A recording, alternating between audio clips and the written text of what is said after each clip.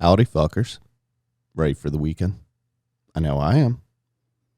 Firearm season for whitetail is finally over, and waterfowl is back in. My buddies have been out pounding the ducks, and I will be taking the brick and meeting up with some buddies this weekend for our gay-ass one limit goose season. That's right. We have a limit of one bird per day in my section of Maryland this year. But hey, if that's what the law is, it's for a reason. Management, conservation. I'm going to abide by it, obviously. Just really hoping that they can get across the board, up and down in the states. And, you got to buy a federal stamp because these are federal animals. So hopefully there gets to be a little more federal regulation. It steps up in the management and all up and down the Atlantic Flyway. We get to enjoy the goose hunting a little more. Get everybody kind of on the same page. That's management. That's conservation. Let's get on it. But yeah, hopefully get the brick out on some birds tomorrow. Going to be a good time. Bringing this episode of the Kills It Podcast to you for the weekend to get you all fired up. Pun intended on that. What do I mean? I got Scott Ziegler, Zig, as I'll continually call him, from the Detroit Fire Department, as well as Time's Up Outdoors. Was hoping to have him and a couple other of his buddies and partners in the fire department there. But this episode, just him. Got some big announcements, and we're going to reveal some of it here on Kills It. And if you listened or watched the last episode of Kills It, you'll remember I started to plug in a soundbite. Yeah. And when you hear that soundbite, that means turn your attention back to the screen, back to the Kills It Podcast, because there's something dynamic going on. Something for you to see. Whatever I'm talking about, if you hear that sound, that means I have plugged some actual footage of what is going on or what we're talking about into the video. So, if you're listening to this on audio only, hey, I'm missing cool shit. If you're, doing what you're doing, you're cleaning ducks and whatever the fuck, getting decoys ready, and you hear that sound, let me turn my attention back to the screen. And let me tell you, this episode, you're going to want to see parts of it on YouTube. When we're talking about the video being intense, I mean, this shit will make you sweat. When you're watching these men and women follow each other into burning buildings and fighting fires in these old homes and everything, it, again, for the pun, it gets you fired up. It's pretty hardcore. It's pretty intense. So that is why we got Zig on here. And again, to talk about Time's Up Outdoors.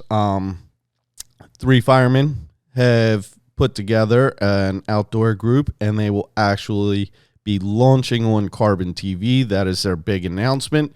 Very proud to help them release that and promote.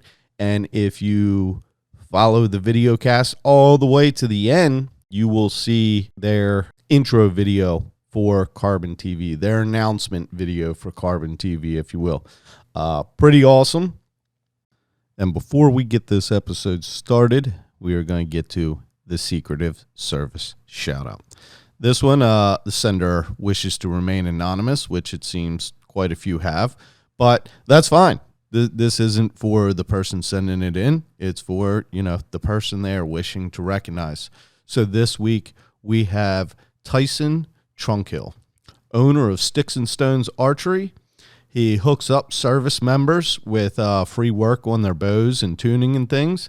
He also trains dogs for retrieving freedom, which the dogs then go to people with PTSD and families of children with autism.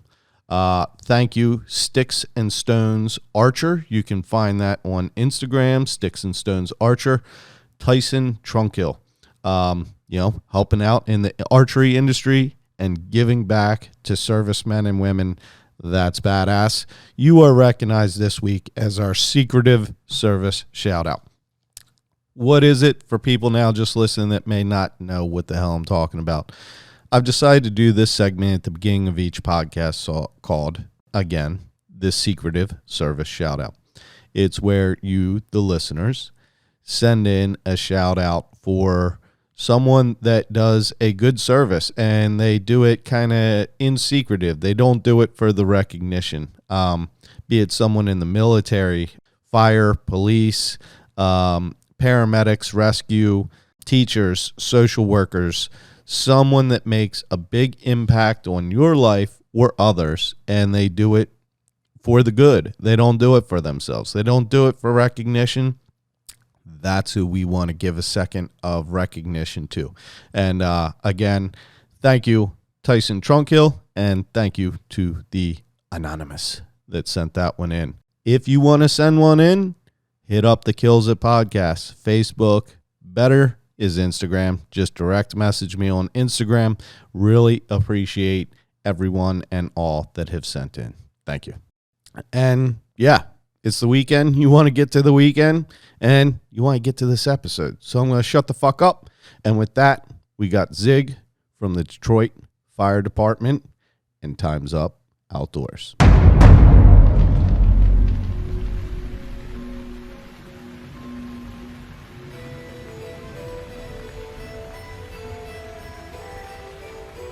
You were born primal. You were born primal. What the fuck's up, y'all? Modern Assassin. This episode kills it. Got a representative of one of the city boys. They're out seeking the country, seeking the woods. When they get out in the woods, they get all fired up and shit, you know, but inside city limits, they're trying to keep that fire down. What the fuck am I talking about? One strong brotherhood. They love the outdoors just like the rest of us. Stay tuned. Stick with us. Kills it.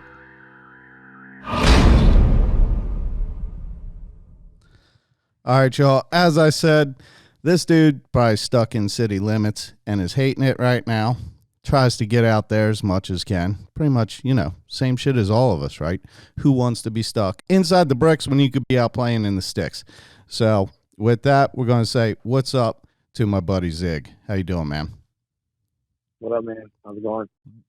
Shit's good. I know you've been out. I know you've been busy. You know, you guys, we were originally going to try to have several of you guys on, or at least a couple of you. And, you know, yeah, you guys are busy. But before we get into it too deep, just give everybody an idea who you are and basically why the fuck am I even talking to you? you know what? That last question, that's a tough one for me to answer. I still don't know why anybody wants to talk to any of us. But I'm Zig. My name's Scot Ziegler. Everybody calls me Zig. I'm a city Detroit fireman. I've been a fireman for 15 years, and me and two other firemen in the city, we produce a small time hunting and fishing show, social media, podcast, all that. And recently moving up to Carbon TV, which is pretty big news for us. Congratulations on that, dude. Yeah, man. Thanks. That's big news for us. It just came out of the blue too. So, you know, it's funny. I guess I was lucky. I got the inside on that because you reached out to me about some things. But go ahead. So it's you and two other guys, you said? Yeah, me and Nico Tanti and John Shido. They're both Detroit firemen. John's also a veteran. He's in the Army. And we kind of just John called me up a year ago and he said, hey, it's kind of a weird conversation. He said, hey, you got a lot of big bucks on your camera. I see you posting on your Instagram. I said, yeah, it's a good year. Seems like it's going to be a good year this year. And he goes, you ever think about recording your hunt? I said, no. Why would I do that? He goes, well, you like sharing shit on social media, so maybe I thought maybe you'd want to do that too. I said, I don't know. He goes, well, think about it. So another guy on the job, Nico Tanti, I remember I've worked with his dad several times. His whole family's firemen in the city. And he was years before this, he was all excited his son got hired by Chris Brackett to be a cameraman. It was his dream job to film for a hunting show or become a fireman. It was one or the other. And so he moved wherever that guy lived and did that. And then he ended up getting hired on the fire department eventually. So he lived out both his dreams. That's pretty badass. Yeah. His story with Chris Brackett's quite an interesting story, but I won't try to even tell that. But came home, got hired on the fire department, and then I told John, I said, call him up. He's got more of an idea on this stuff than I do. And then I kind of didn't want to be left behind. So I was like, well, I want to be a part of it too.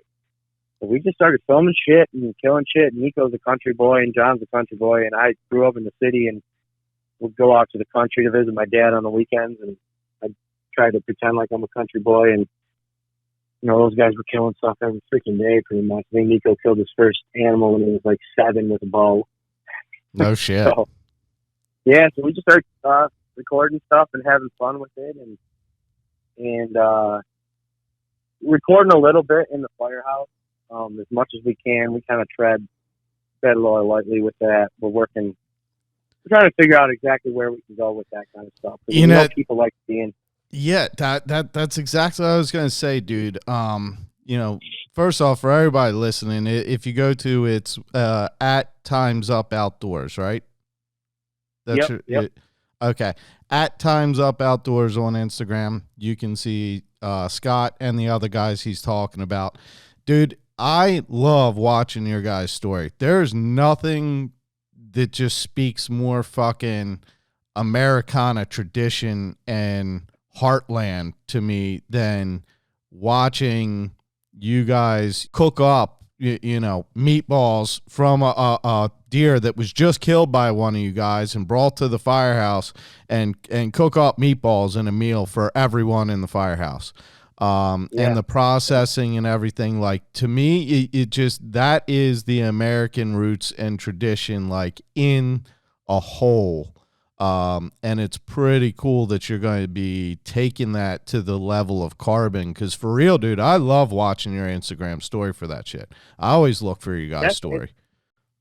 That's kind of like what we've learned too through the year that we've been doing this, is that people really love to see what's going on in the firehouse. And we got to be careful with it because, you know, we can't, I mean, some guys don't want to be on recorded not doing anything. Yeah. So we got to like kind of, it's been a learning experience for us. The guys at our firehouse are cool. We just got to be careful with, you know, nothing negative ending up on there. And we're representing the city regardless. I mean, if I post a picture on my no offense, but I don't think no offense, but I don't think anyone's holding Detroit to real high standards if you're representing the city. So you may have a little flexibility. That's all I'll just say. Yeah. They hold us up there though. Oh no, man! I was just fucking around for sure. No, I know, but no, they just released a social media policy, and you know we talked to our union and made sure we don't violate it and everything, and we're not, but the stuff like cooking in the firehouse and stuff like that, you know, that's fair game. And, you know, we really could have it on the next level if the department I worked on before Detroit, I was allowed to have a camera on my helmet, and we're not allowed to do that in Detroit. So that is like, I got thousands of hours of footage from inside fires. Dude, I've seen at least one of your videos that you put up, and very fitting for Detroit. It had Slim Shady on there, and I tell you what, that shit's fucking intense, dude. I'm surprised your GoPro lasted through some of the shit. That's a testament to GoPro too. It's not a GoPro. Oh, the GoPro probably would have melted. In fact, my helmet in one of the fires that I recorded, I got the helmet hanging on my wall right now, and it's pretty melted. The top is all bubbled up, and the eye shields are all curled forward. But it's funny because the camera held up fine, but it's called a fire cam. No shit. It's okay. a fireman, dude. It's crazy. The fireman who made it, he's an East St. Louis fireman, which is a city similar to Detroit. And the fire department is super busy like Detroit is. And I used to work in Highland Park before I was in Detroit, which is in Detroit. It's a city surrounded by the city of Detroit. And So this guy from East St. Louis saw that I was recording stuff on a camera. I had this other thing called a contour or something like that. And he gets a hold of me and he's like, dude, I'm going to send you 10 cameras. I'm like, for what? He's like, just use my cameras. I'm like, okay. And me and him became really good friends. I'm still friends with him to this day. And his cameras are freaking sweet, dude. They will not, I mean, I took them into some pretty intense fires and they were fine. The worst that happened was I had to replace the lens because the lens got smoked over real hard and you couldn't see through it anymore. Dude, it's some intense shit. Where can people see that? That is on my own YouTube, and I haven't logged in my YouTube in so long I don't even know what it is anymore. I'll plug it in the show notes for people that want to see it. Yeah. Because, dude, it is fucking intense. I mean, shit that you're running away, most people run away from, you're fucking running into. And it was, you know, I did it because there was a documentary coming out years ago about the city of Detroit Fire Department. It's called Burn, and it's a badass documentary. It was on Netflix for a minute, but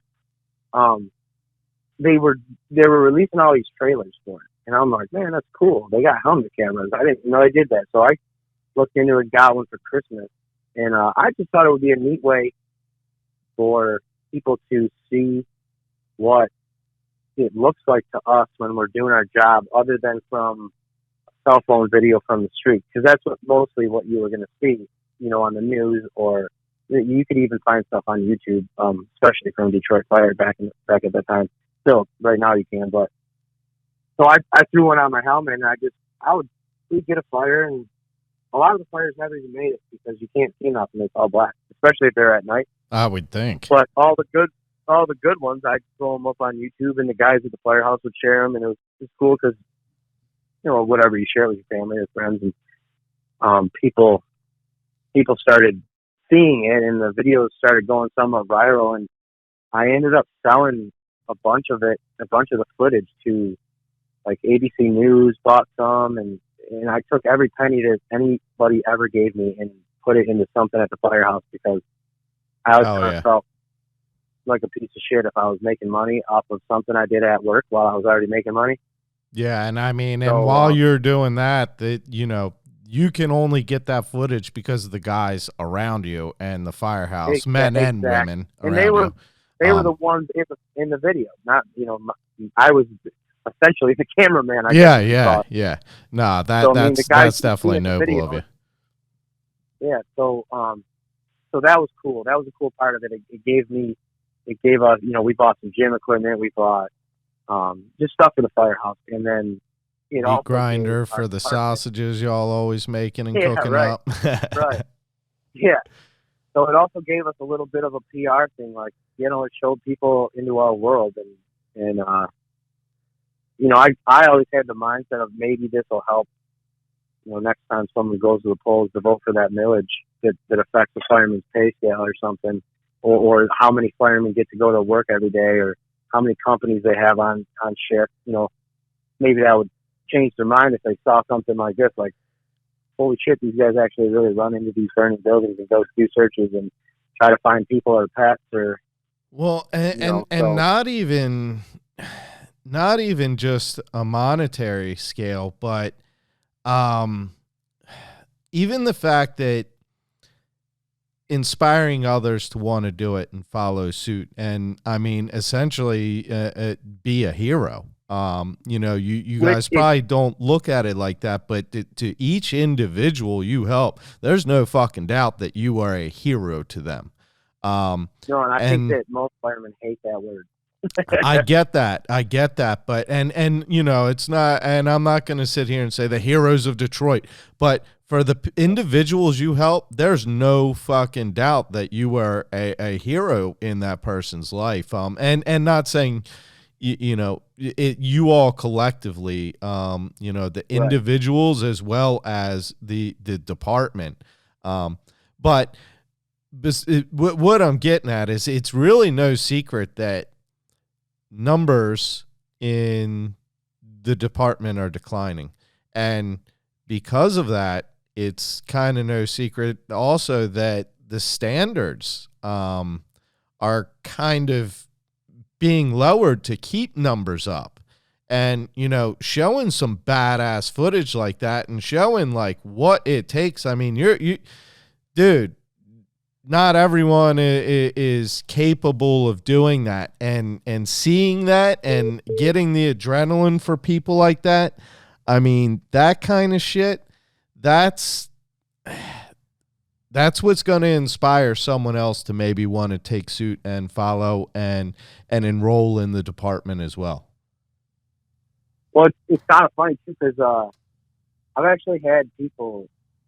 It opened doors for me, which it did a lot for my fire department, and I think it did a lot for. I mean, I would get messages from people saying that they use this video for recruiting purposes, or they used it in their training class, academy, and that to me isn't tooting my horn. It's because you don't know who I am in the video. My face isn't all over the video. You don't.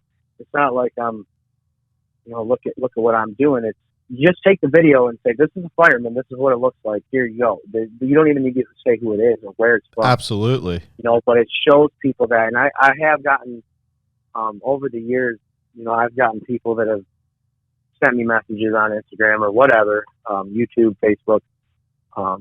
That like I've had kids, like guys that are like early 20s now that are like, oh yeah, I saw your video when I was 15, and then I watched them all, and it made me watch other videos. I mean, there's the Detroit Fire Department. If you Google the Detroit Fire Department on YouTube, I guess if you YouTube it, not Google it, it's amazing how many videos you can find of badass firemen over the last 15, 20 years going into fires that a lot of places would write off and not go in and put the fire out from the outside.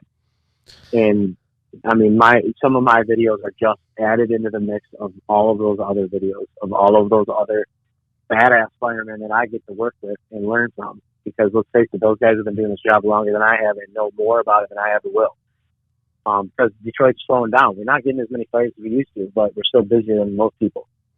So I'm getting to learn that's one thing I wanted to ask you about. And, I made some cracks on Detroit earlier, but, and yeah, it's no secret that a lot of it is run down and even abandoned and everything else. But what do you guys face the most as far as your fires? Is it the abandoned places? Is it the just lower class homes? Is it just the more industrial areas? Is it just you just don't know, and straight mix of everything?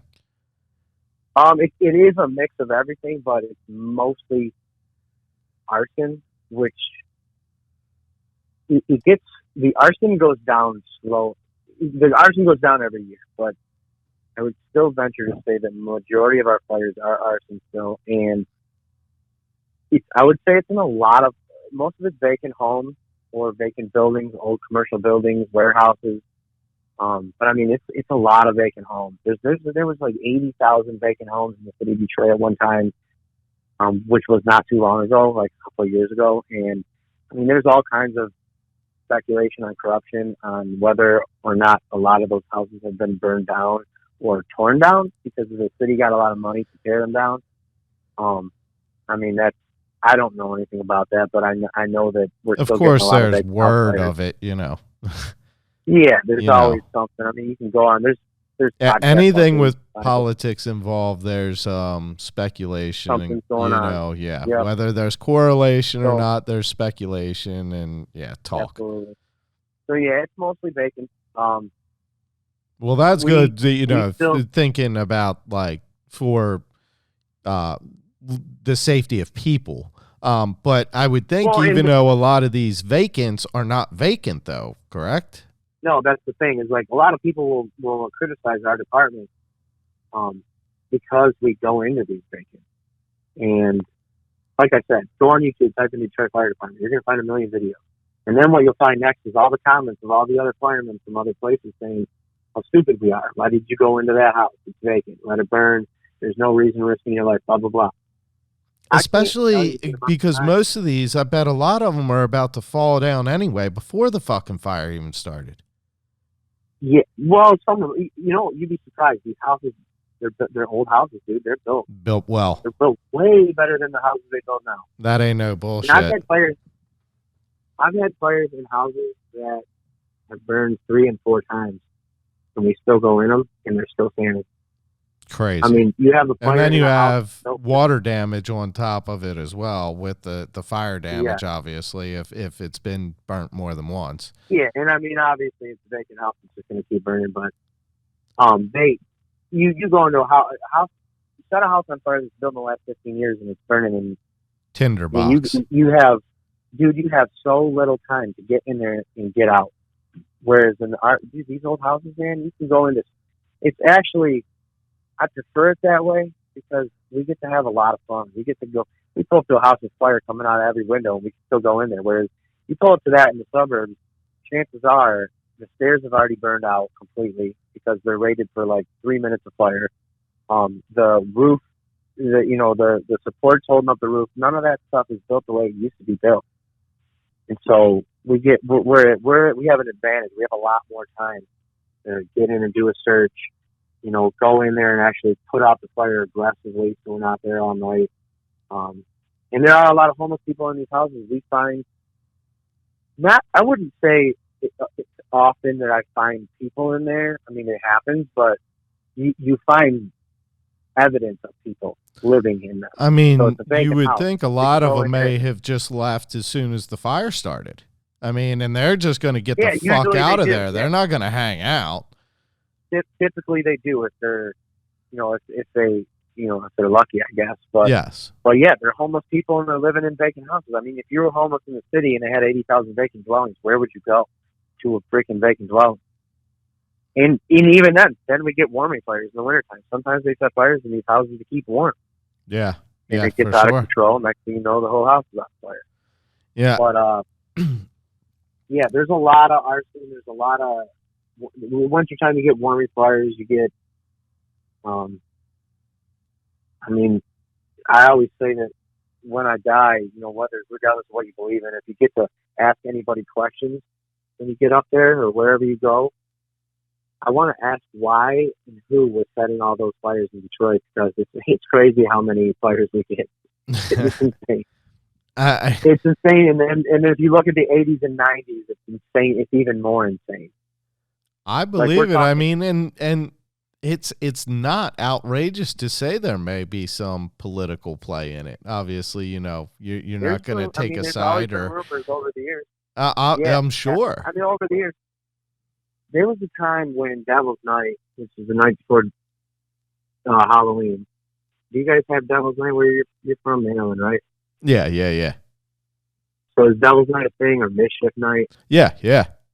I mean, it's not quite extreme to where we're burning down homes and shit, but yeah. Yeah, you're like smashing people's pumpkins and throwing eggs at the window. So in Detroit, it was always known as the Super Bowl of firefighting.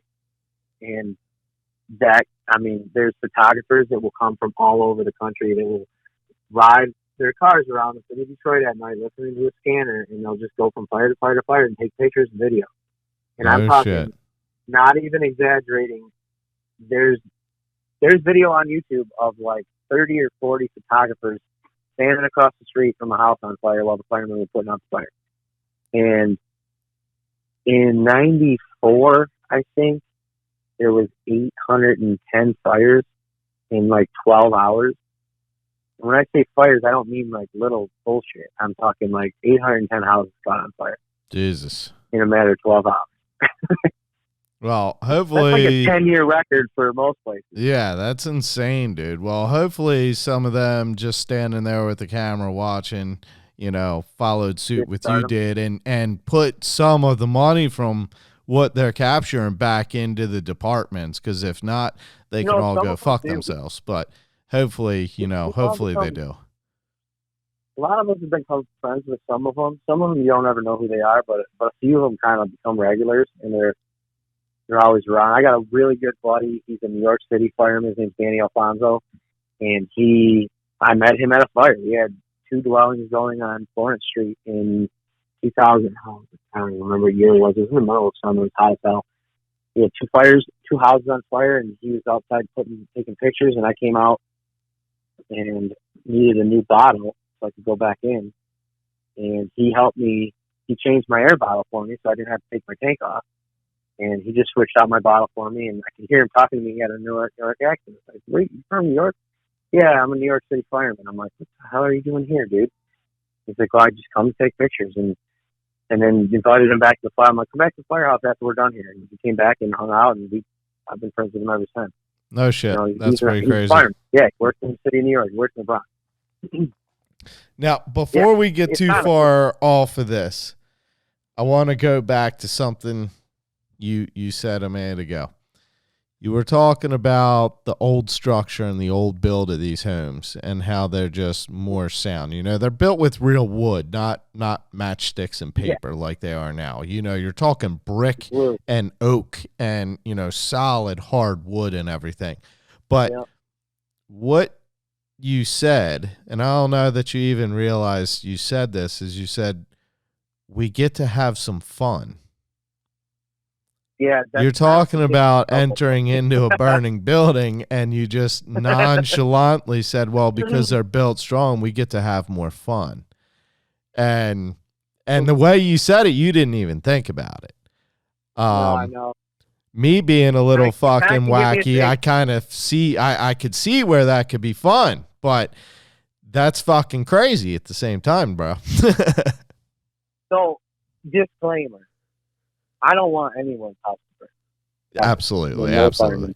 If you want that, something's wrong with you. So when I say have fun, you know, obviously I'm not implying you're wishing for that situation or anything else, but what you mean is because you need to enter it to see if anyone's there, you don't necessarily have to just be in and out and let it burn down. Like you said, you get to kind of check everything and then even put the fire out. You can fight it. And I know you're not implying it, but you know, you could have a listener that listens and says, what the fuck is wrong with this guy? Right. I mean, I've said it to people at work who took an offense to it, and I had to be like, well, hold on a second. Like I said, so it's twofold. A lot of our fires are in vacant houses. These houses are never going to be inhabited again. Someone's probably going to tear them down. Nobody lives there. Nobody stuffs in it.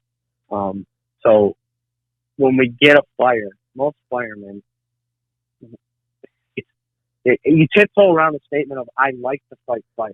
I don't want there to be fire. We're an insurance company. There's going to be fire. There's going to be there wouldn't be fire departments in every city and every small town going back to the time of making settlements in small towns if there wasn't fires to fight. It's going to happen one way or another. So yeah, saying you like fires, I hope people don't twist it to say, oh, you hope shit's burning. No. It's going to happen one way or another.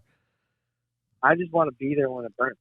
Because I want to be the one that gets to go fight it. I mean, it's a fight. It's a battle. Like, if you are an MMA fighter and you enjoy getting in the ring and getting the snot beat out of you, a fireman likes getting in the ring, which is the inside of a house, and getting the snot beat out of you. Because that's what it is. I mean, you get beat down. I mean, there's fires where you're done with it and you're like, holy crap. Like, you just want to collapse. I bet. And like MMA, I would think the same thing. It's like, yeah, you kind of know your opponent going in. You know the strengths, you know the weaknesses. You kind of have an idea of the game plan, but all that shit can go out the fucking window real quick. Yeah, it's like, what do they say? Everybody's got a plan until they get punched in the face. Right. So is that is that where Time's Up came from? No, Time's Up, Nico started that. And so Nico started that way back before I even knew him. He said he just always would say Time's Up whenever he would kill something. Gotcha. So he started Time's Up Outdoors, but it kind of tied into stuff because, I mean, our whole thing is like, in being a fireman for 15 years, I've seen, you're a fireman, you see so much death and destruction and like evil, and you see how like time can be up right now and you don't know when it's coming. Right. And I don't know, like it kind of ties into all that. And I know that's why I was wondering if that's where it came from. Yeah. No, it didn't. It didn't. Just but fit. To me, it kind of ties into my interpretation of it. You know, it's like time's up. Get out there and enjoy your life, because there's shit that can happen real fast, and it can go bad real fast for anybody. I'm not even just saying because we're firemen. You know, I'm saying life in general can be over with tomorrow. You could be in the fire. Exactly. Anything. Car accident. Absolutely. I mean, you see so much stuff that you're not subjected to if you don't have a job like a police officer, a fireman, EMT, or even like nurses or whatever. And so you kind of get more of a perspective of like, just life is short. Yeah. So to me, and I'm not saying that's why it was time's up. Like I said, Nico said he said, I used to just say it all the time. He said it sounded cool to him. So he started it like 12 years ago. And he had a YouTube channel, and you can go on and watch his old YouTube shit before we were involved. It's pretty funny. Is it probably pretty embarrassing? Yeah, dude, I have sure. some, I started editing videos before before I even knew what YouTube was, probably. And I look at every now and then, see some of my old shit and just laugh like, wow. And I thought I was doing a good job there. I'll end up posting some of that shit one day. Yeah, we deleted some of it, but we left a lot of it up. Oh yeah, and I'm talking about shit off of the camcorders and the mini DVs and shit. Yeah, dude. Yeah, that's that last year I started with a GoPro, and both of them were like, yeah, it's not going to work. I'm like, yeah, well, no, it doesn't. The first time I went out hunting with it, trying to film some turkeys, and I'm like, they're only like 15 feet away. Why can't I see them? Yep. So, getting back to that fun thing, it sounds sick to say it, but I mean, we're firemen, and if you don't enjoy fighting fires, then you shouldn't be working in Detroit, because you're going to go to a lot of fires, and that old structure gives you time to get in there and fight. You got a strategy. You got to go figure out how to find the fire, how to put it out. We got engine companies and truck companies and squads, and everybody's got a different job to do, and it's kind of like a simultaneous, organized chaos. Absolutely. Everybody's got a job to do to make keep the wheels turning of the whole machine. Yeah, and you want to work in the spot where they get the most, so that you learn the most and you're better at it. And that's another thing about the vacants too. People are, back to people saying, why are you going into vacant housing? There's no reason to risk in your life. Well, one reason is because sometimes there's people in there, and two, every time I go into a vacant house fire, or every time a fireman goes into a vacant house fire, it's making you better for the next fire you go to that might have someone in it. So an irreplaceable learning experience. It is. It's hands-on experience, and if you didn't go to every fire you went to, you didn't go in because it was vacant, and then one day, 10 years from now, you get one, and there's people trapped, and you haven't actually ever gone into a fire. Now what? Because you're gonna get punched in the face when you go through the door, because you don't really know what to expect. Yeah, it's the same with to take it to your other passion, hunting, you can go out and you can shoot a 3D target and practice all you want, but until you are in the fire and you have your prey at the end of your sight, you don't know how you're going to handle it, how you're going to be emotionally and just mentally, which affects you physically more than most people would know, being in an intense situation. I mean, most people, especially in something like a fire, I'm not trying dumb down to firefighting to equal in that. Obviously, that's something in intensity that's on a level matched by really not much else besides maybe warfare. But being inside of a fire, you're not going to get that experience. And even in a controlled environment, there's something that it's when you know in the back of your mind that it's training in a controlled environment. Obviously, stuff can still always go wrong, but you just kind of in the back of your mind, even if it's just at a subconscious level, you have a feeling of at least security, or okay, there's guys to make sure something doesn't go wrong. Yeah. All that shit's out the window the when real when world. the real deal. Yeah, it's all gone. Yeah, no, it's definitely, and it is true, exactly. It goes right back to deer hunting or hunting anything for that matter. I'll admit it right now. I've killed a lot of deer. I have not killed a deer with a bow yet because for years when I first got into bow hunting, which was only a few years ago, I just passed everything. I matured into deer hunting where I wasn't shooting small deer with my gun. And so I stopped. I didn't shoot them with the bow either, even though I hadn't killed anything with the bow. Gotcha. And now I'm at the point where I'm like, I need to kill something with this bow because I've missed big bucks with the bow because I've never shot a deer with the bow. I don't even know. The only thing I've ever shot with the bow is I shot a possum when I was a kid, and I shot 3D target. East Coast Bow Hunting Podcast boys, they say all the time, you gotta kill deer to learn how to kill deer. And that doesn't mean just kill a big buck. That means, like you just said, you missed the buck because you haven't killed the deer. You haven't learned where you're going to be mentally. You haven't been through the process. Exactly. Yeah, you just got to do it. Yes, you do. It goes back. It correlates so much. It correlates so much for me, especially. Just like I remember my first fire, I was like, freaking. You didn't. None of the training all went out the window. I mean, you remember some of it, but now you're like. I feel like the training comes back to you after you have a few where you start to get a little bit comfortable, and then you can start to think instead of just hyperventilating. And I mean, I freaking sucked down half my bottle, and I hadn't even done anything yet. And it's the same way. There's a saying. There's a saying about that. Like you don't rise to your highest expectation. You fall back onto your training. Yeah. Eventually. Yeah, and I'm lucky. I mean, I work with firemen who watch the Burn documentary, and you'll see what I'm talking about. The guys that I work with, I feel so much. I remember when I got hired on Detroit, my mom freaked out. She's like, I don't really don't want you working in a city like that. And I said, I'm safer. And me, in my mind, and I might not be knowing what I'm talking about, but in my mind, I'm safer there than I am in the suburbs because the guys that are fighting the fires with me, I mean, our captains still go into fires with you. A lot of departments, when you're that high of a rank, you don't have to go into the fire anymore. Our captains are right there behind me, falling down that dirty hallway, kicking the doors in just like the young guys are. And I know that those guys have gone to more fires than any other fireman I can ever meet. Probably hundreds, near thousands, which is... Dude, thousands. I mean, in the 90s and the 80s, there was companies that would go to fires 10, 15 a day.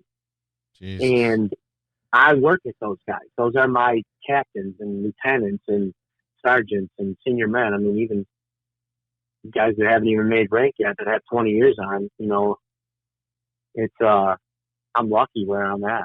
I'm really lucky. But all three of us are really lucky. And Nico's comes from a long line of Detroit firemen. So he's got like legacy points. Everybody loves him. That's insane. And his little brother actually just graduated the academy yesterday. Really? Congrats to him. Is he going to be following suit to Detroit or somewhere else?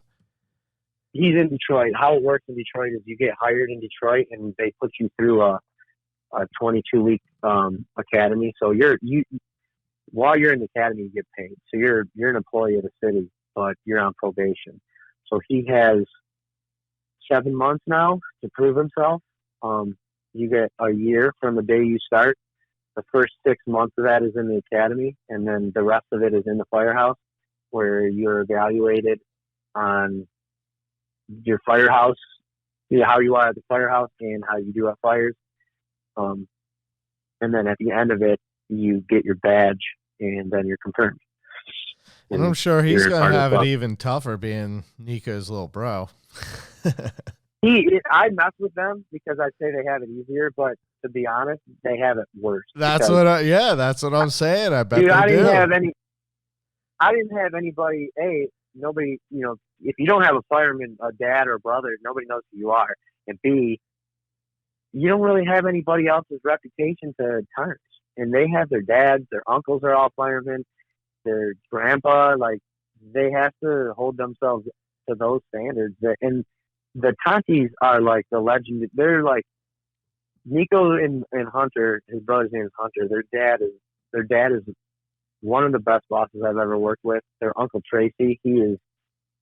They're not going to listen to this. I know they won't because they don't listen to podcasts. So I'm not trying to kiss their ass. I'm telling you, these guys are like legendary firemen. Like they're top notch. Everybody respects them. They're the kind of guys you hope are behind you. So they got a lot to live up to. Yeah. Well, I mean, yeah. And so that brings a question in mind.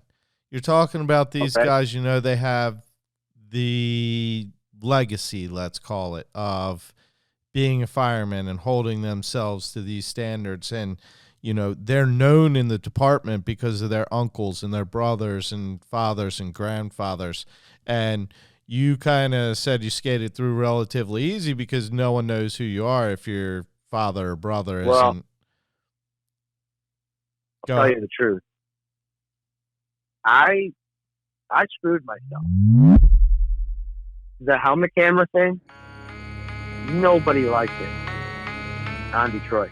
And when I got hired on Detroit, I had a target on my back. And I had to overcome. I mean, it was an obstacle I had to overcome. For the most part, I did fairly quickly because I just shut my mouth and proved to them that I wasn't what they thought I was. A lot of guys saw it and thought I was like a. That's all you were there for. Yeah, I wanted to be like, get fame out of it or something like that. Whereas these guys are kind of like, they're silent about their job. They're not boasting about it. And I know exactly why they think that that's how I was, because I could see thinking that way about somebody else who did what I did. Not knowing me, you could look at it from that perspective. That wasn't why I ever did it. And I never posted a single video trying to become, anything. I just wanted to share what we were doing and show people what it was like. Well, and again, I mean, it's not like you're showing a selfie of yourself in front of the fire and then giving a thumbs up and going in. No, it's like the stars of the show are the other firefighters and the fire itself, you know? Well, and so, I came on the job and a lot of guys had a poor opinion of me and that's fine. I don't even hold it. I'm friends with some of them. I'm friends with guys today who told me they hated my guts when I got hired and they didn't even know me. And that's the way it is when you get a learned respect for people, though. Yeah, and I did, and I had to earn it from people. I had to earn it, and I could walk into a firehouse on a detail, and I could feel it in the room. There'd be guys that didn't like me, and I always figured at the end of this 24-hour shift, they're either going to still hate me or they're going to like me. And if they still hate me, it's not because I didn't work hard. It's because they just can't get over what I did in the past, and they think of it in a different way. So I just lived with it, and it worked out. I mean, I got to the point now I don't have to deal with it anymore. But yeah, in the very beginning, it was the nickname Hollywood came out, and it was even worse when I was in the academy. They ABC News and Good Morning America literally came to Highland Park's Firehouse a year before I was in Detroit's academy. They stayed with us for a whole week, and they did this piece on the Highland Park Fire Department. And they went to fires with us and all this stuff. And it never aired. And I forgot about it. And the very first Friday of the academy in Detroit Fire Department. Now, you're in the academy, you want to fly under the radar, right? It's like boot camp. I get a call on Friday, and or Thursday, they're like, hey, just so you know, we're airing that piece that we did on you guys Friday night and Saturday morning. And I'm like, dude, please don't. And they're like, what do you mean? I'm like, please don't. Just don't air it. Because you were under scrutiny already. Yeah, I didn't want anybody to see it because I was in it. And it wasn't about me. It was about the whole department. I just happened to be one of the people that they interviewed. And I'm like, oh, my God, this was going to be terrible. And they aired it, and I went to the academy on Monday morning, and I was so scared, dude. And no one said a word, not one word. I couldn't believe it was like nobody's seen it. I'm like, how did nobody see that? This is amazing. And no one said anything. And one of the instructors kind of quietly said something to me halfway through the day. And he made a little comment about it. I'm like, okay. Well, I mean, yeah, I would guess that did dealing you with. good. I would guess that's taken as you represented well and shown that you I were there hope for so. the department and not for yourself. And For being myself, right. Hollywood, you look a Well, little and Hollywood with that mustache you got going on there, bro. dude, it's gone now. Oh, is it? Amanda makes me shave it on our anniversary, which is December 2nd. So every year I let our daughters, they shave it for me. Oh, that's hilarious, dude. They hate it. They hate it. Well, I look at the videos and pictures. I'm like, man, I miss my mustache. dude. But yeah, and the pride that guys have, or myself, I know I have. I don't have a whole lot of pride in myself because I think I'm just learning still. I had so much pride in the department that I work for and the people that I get to work with. And if I ever share anything, we share stuff on our. If you follow Times Up Outdoors, you're gonna find a lot of hunting and fishing stuff and a little bit of fire department stuff. And everything we share on Times Up Outdoors, it's because all three of us are so fucking proud of the people we work with and the things that they do. And even other fire departments, when we see another fire department do something that's honorable, that's above and beyond, we make sure we share that article because I believe, and I believe that the other two guys believe, that those people, not us, deserve somebody to hear what they did or hear their story. It's important to those people and their families. Their families are sacrificing a lot, having their loved one do the job. And it's weird because I know we're doing those jobs too, but we don't think of it that way because we're not on there. The most you're going to see of us is us goofing around at the firehouse. Which is, it's really fun.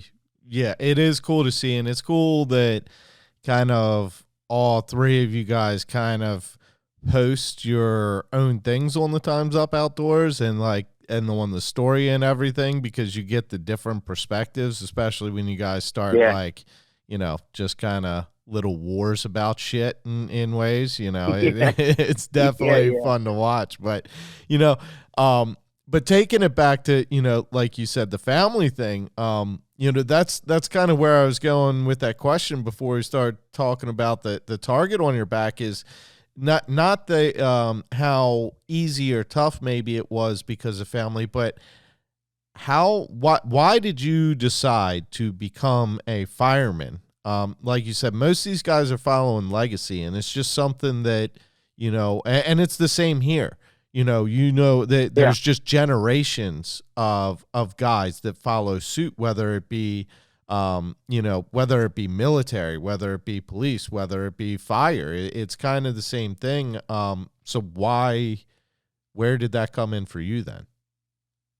For me, it started probably when I was around 8th or 9th grade.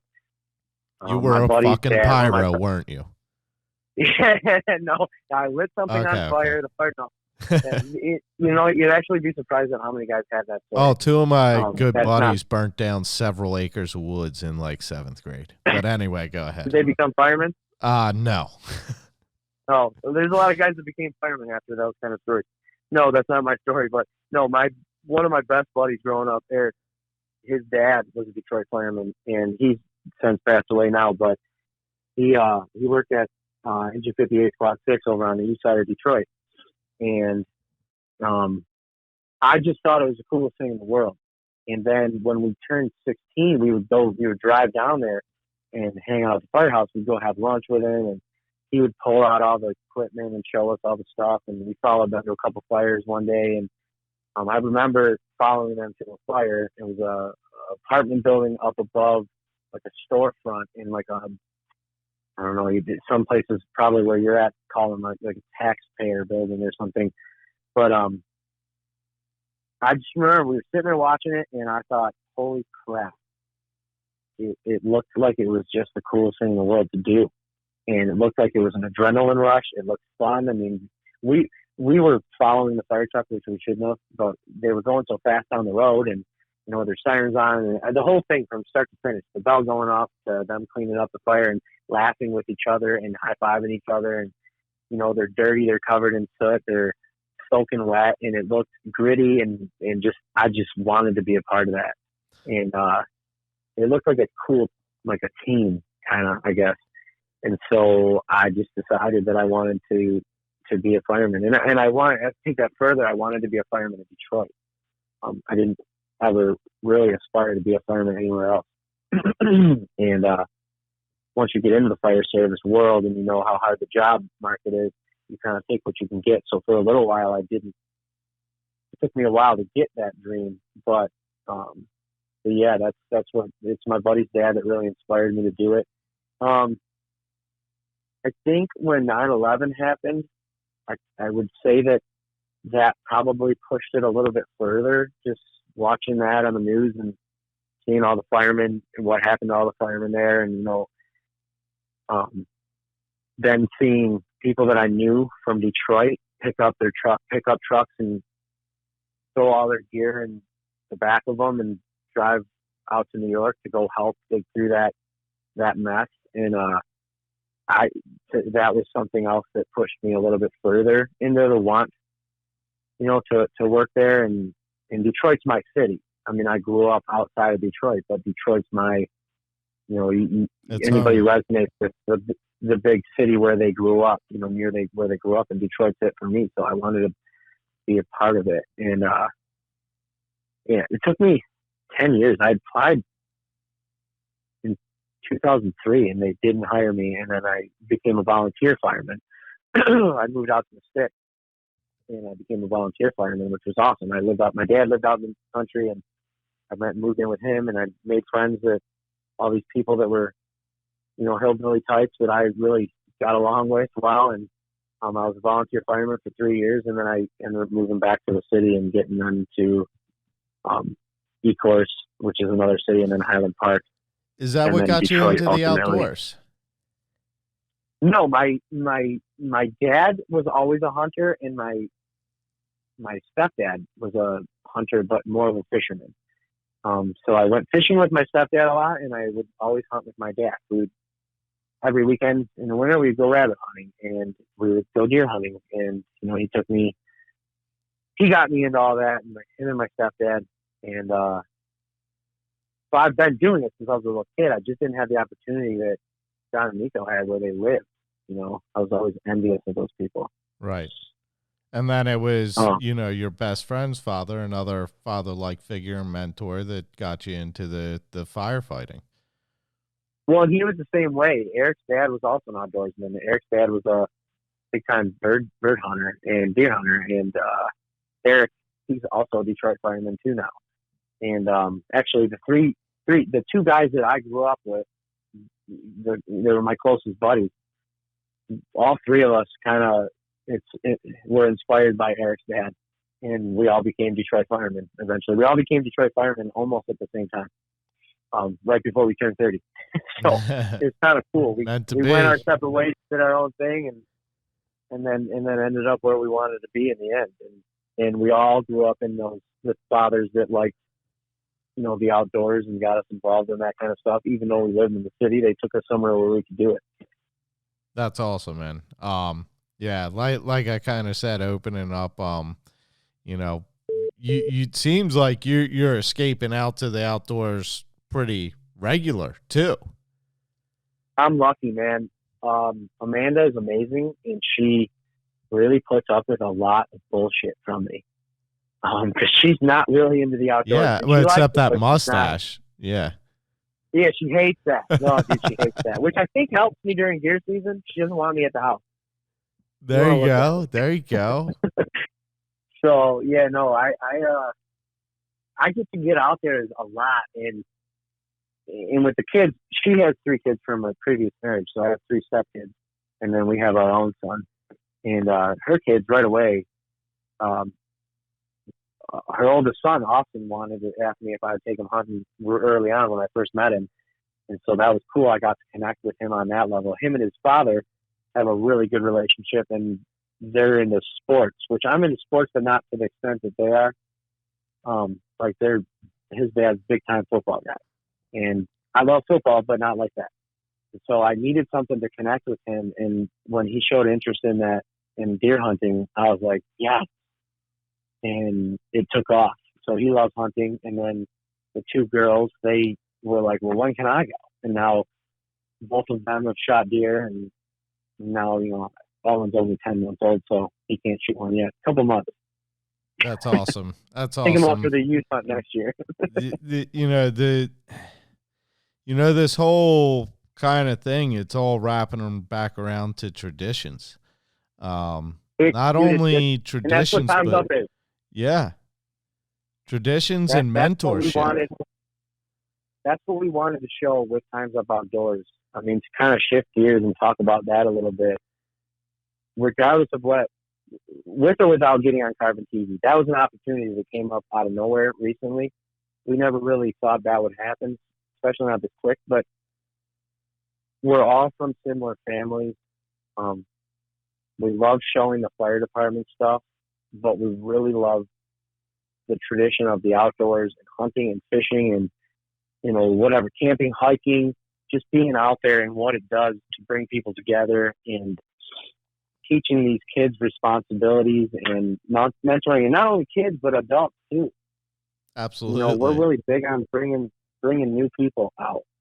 Like I said, watching you guys and your dynamic, I'm really looking forward to watching this Carbon series because as I mentioned, you guys really do have that just down home, grassroots, Americana, tradition, passion, the brotherhood, the family. Just I just can't think of much more that is representative of Americans and American culture and what we value.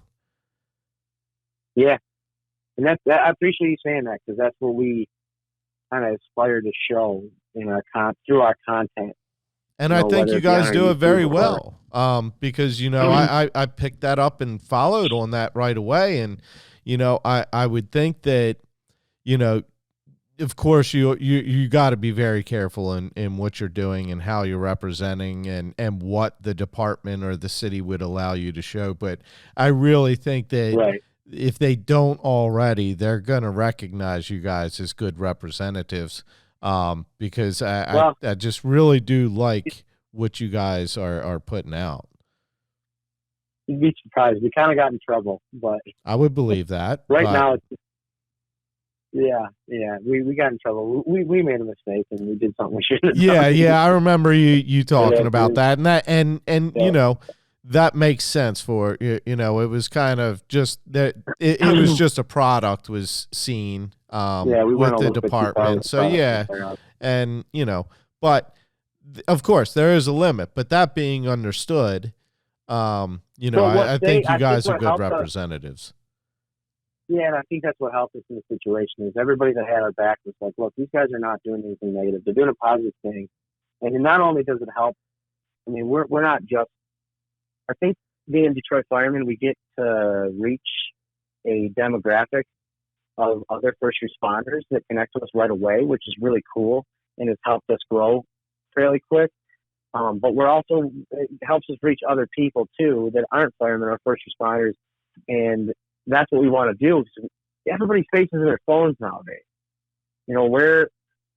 How do you inspire somebody to want to do something? Well, my best guess is to do something, share content that is cool and fun and interesting. And we've had people that are firemen or not, or cops or whatever, there's a dispatcher, Detroit Fire Department dispatcher, who really wants us to take him out hunting. I'm trying really hard to find some time right now to get him out before the season's over with. But he's never hunted in his life. He likes watching what we do, and he's super into it. And that's what we want. We want that for everybody. Because I think it's, to me, it's one of my biggest ways of de-stressing and getting rid of the anxiety that comes with the job that I do. And I believe that's what most first responders would get out of it. And I think that's what people in general get, because no matter what you do in life, you're going to have those stressors that are always on your mind. You get out in the woods and that shit goes away.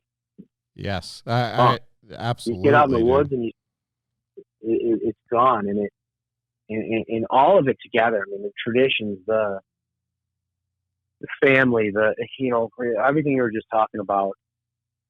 It's something that we want to show and share with people with Three Times Up. So I hope we're doing a good job. I hope we continue to do a good job. And I mean, we're learning, so some of our stuff's subpar at the moment, but getting better. Well, I'm excited for it to come out, and you know that I'll let you know what I think. No bullshit. So.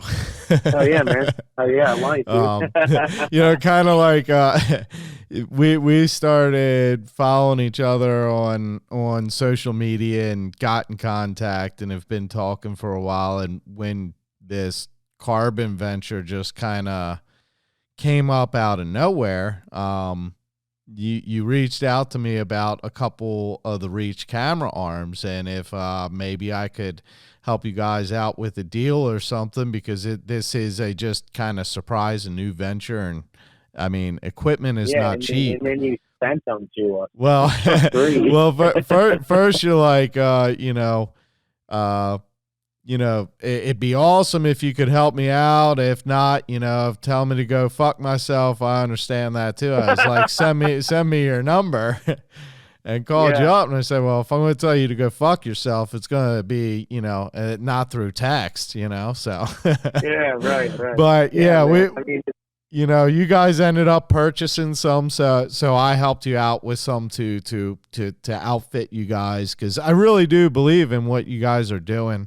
I really do believe in how you guys are representing not just the hunting culture, but just the average, and maybe it's not average American, but the Americana, the values and traditions that just a lot of these brotherhoods and passions and things like that, how they follow suit. Yeah, and we're not sugarcoating stuff. I mean, our show is it's much tamer than our podcast, and our story on our Instagram it can get quite vulgar at times, but. So your podcast comes with an explicit warning also, is that what you're saying? Yeah. I mean, we drop the F-bombs every now and then, and we're I don't think it's anything that would like ruin your kid's life if they heard it, but some people might not want their kid to listen to it, and that's okay. Our show, on the other hand, that will be on Carbon, that's like totally kid friendly, but our story not to quote the Detroit boy, but your bus driver's screaming at your kids, fucking them up worse. They've all heard the shit, Yeah, exactly. And so it's, and to me that's real. I listened to it might have been you. I'm obsessed with podcasts, so I listen to them all the time. It was not East Coast. It was Working Class Bow Hunter. Shout out Working Class. And they were talking about, I want to say they were talking about kind of like their beginnings and how, because they're not really PG either. And, it was kind of an opportunity for them to just be themselves regardless of what anybody thought. And to me, that's the best way to be. Because if you're not, you're faking it. And there's nothing wrong with the vanilla podcast. Like, I love Wired to Hunt. Mark Kenyon is awesome. His content's great. The people that come on his show are freaking sweet. I love listening to Mark Kenyon stuff, but it's a vanilla podcast, and I don't say that in a bad way. But that seems to be the kind of guy Mark Kenyon is. We show you who we are. You're going to see exactly who we are.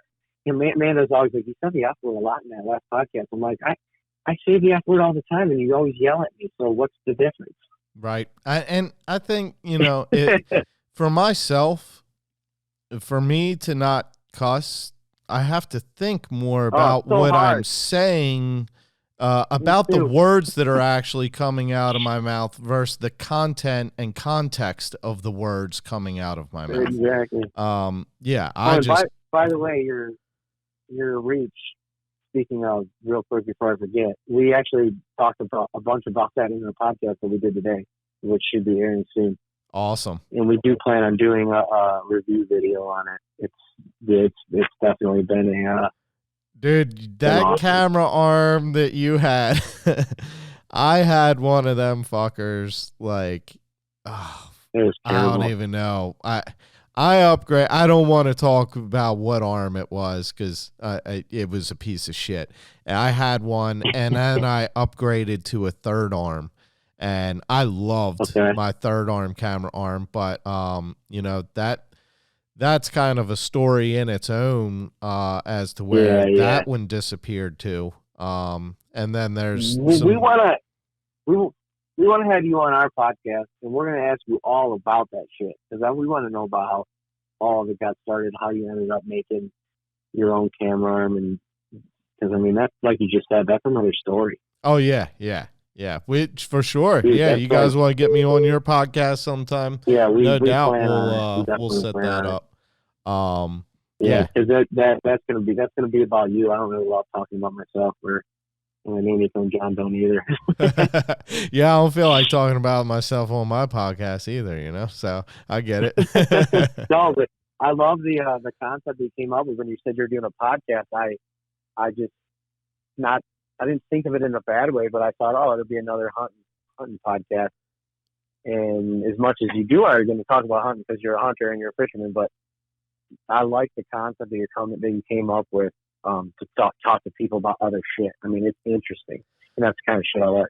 Yeah, well, I mean, I think a lot of people like it. Think about any conversation you have. Say you're you know, anywhere at all, and you see a guy with a bow hunting T-shirt on, or you know, they got a working class bow hunter shirt on, you know, and you start conversation, you're going to start talking about hunting and everything. But in normal conversation, you're not going to be focused and stuck on the topic of hunting. You're going to just go where conversation goes. What do you do? Oh no, shit, you're in the fire department. Oh, my buddy is, and this and that and that. So that's where I wanted my podcast to be too. Is, I mean, I just want to talk to people I find interesting that do cool shit that, you know, just people I would converse with and want to know about, and I think others might find interesting. So, yeah, like you said, being a hunter as much as I am, it's like what I spend almost all my time doing. I'm going to talk to a lot of hunters, but I didn't want to restrict myself to that. No, that's good. That's kind of the route we took too. I mean, our podcast has been all over the board. We talked about a million different things, but it's mostly hunting and fishing. But I really like that. I'm excited to keep listening to what you got going on, and you're connected to some pretty cool people too. I mean, East Coast, those guys got a great podcast going. Working Class, those guys got a great podcast going. You know, you were on Deer Hunter podcast too, right? I was on, me and him were going to get one together. I've done, Wired to Hunt, and I did Truth from the Stand. I'm going to get with Kevin. Kevin and I were supposed to do one already, and, you know, it's hunting season, and he's hunting, I'm hunting, he's busy with the family and everything. So, Kevin runs one of my Reach camera arms also. Kevin is a stand-up guy. Him and all the guys that are a part of his podcast, man, those guys are just like, we did a podcast with him in the summertime. He plugged our big buck contest, and the day he launched that podcast, we got a ton of new people signed up for it, which helped us raise some money for a good cause. And Kevin, he's been super cool to us over the last year. That's one of the things that I found super interesting about getting into this whole thing is, as much as we wanted to share and preach this tradition and family and brotherhood, it's really so true because we've made relationships with people that are just so awesome, and we probably would have never had those relationships had we not started doing it. And I'm so glad we did it because, like, you became friends with people. Look, when I'm talking to you, we shoot text back and forth. I consider you a friend of mine now, and you live in Maryland. I never would have met you otherwise. Right. Exactly. And the thing is you could almost look at us as being competition. I mean, I'm putting up YouTube videos of hunting and fishing, and I'm doing a podcast. Why would I want somebody to go check you out when they could be checking me out instead? And it's like, well, the truth of it is I could never put out enough content for someone to consume full time. If you want to watch all my shit that much, something's wrong with you. But it's the brotherhood, it's the tradition, it's the like mind, it's the passion. You're passionate about what you do, and I like what you guys do. So yeah, we're gonna help each other out. And I think the guys not on that page are the ones that weed themselves out pretty quick, honestly. Yep, they do, and that's a lot of businesses and a lot of. I mean, you have a lot of that in the fire service where guys are doing their own thing with the fire service, whether it be training on the side or there's podcasts out there that are just about first responders and stuff like that. And, it's the same thing there. You can either go one way or the other. You can either help each other out or you can be competition and treat each other like your enemies. And I have not felt that at all from anybody to this point. And I've been so surprised at how open people have been to just talking to us or helping us. Or I had titanium archery, the TAP, titanium archery product. The guy posted something the other day offering up some advice. And so I kind of called him out on it to see if he was real. And I said, hey, I'd like to hear what advice you have. It was about outfits trying to get sponsors. And he said, I have advice from a small business perspective. And he responded with his phone number, called me. And I talked to him for an hour on the phone about stuff. And I told him right off the bat, I'm not buying anything from you. And I'm definitely not asking you for sponsorship. I want to see what this advice is that you have. Oh, yeah, sure. And we talked for an hour. And to me, like, that's something that not every community has, that many people that are willing to be that way with each other when, like you said, it is a competition. I mean, it's not a competition, but technically from the outside looking in, it could be. It depends on your perspective. I guess that's what I mean. It could be. Yeah. It could be totally a competition. I could either listen to the Deer Hunter podcast and then somebody else comes along. I'm like, I'm not listening to the Deer Hunter podcast. I'm only going to listen to them. And then Deer Hunter podcast is like, well, fuck those guys. They're my listeners. It's not how it works. I think it would work that way if we all acted that way, though. Yeah. You know what I mean? Yeah. Well, that's the truth of it is if we all acted that way, it would not work because we would not have hunting. We would not have the right to hunt. If we did not work together, we would just simply lose it as a privilege. Yeah. Yeah. And that's another thing. That's another aspect of what Times of Outdoors is about, what Deer Hunter podcast is about, what you guys are about, what everybody that's doing this the right way. We all see the writing on the wall. There are people who don't like us, and we have to stay together so that we win in the end. And I know all of this, that I know what I do can be taken out of context and people view as a not good representative of the sport of hunting and shit because of either the way I say things or, I guess it could be seen as, I don't even want to say disrespectful because I am, it's not like I'm doing anything disrespectful, but, if you only see a clip, you may think that I may necessarily don't have respect for the animals and shit like that. And that's not the truth of it if you watch, an entire video or anything else or really figure out who I am. But, I've always put it like this, like, people say, well, you shouldn't be making videos like that. You shouldn't be making hunting videos and cursing and everything. It's like, well, why? Well, I can't show my son that. It's like, well, do you show It's funny your that you said- 8-year-old son R-rated movies? Well, no. Are you saying R-rated movies shouldn't be made then? Because you can't Right. show them to your son? Like, you know what There's I mean? content for everybody. It's I just feel like, why does everything, I guess it's because the hunting realm has been stuck in the same tradition and model since literally like the 80s. Like, you watch a TV show from the 80s till now, and until in the maybe last 5 years, it's always been the same shit. Mm-hmm.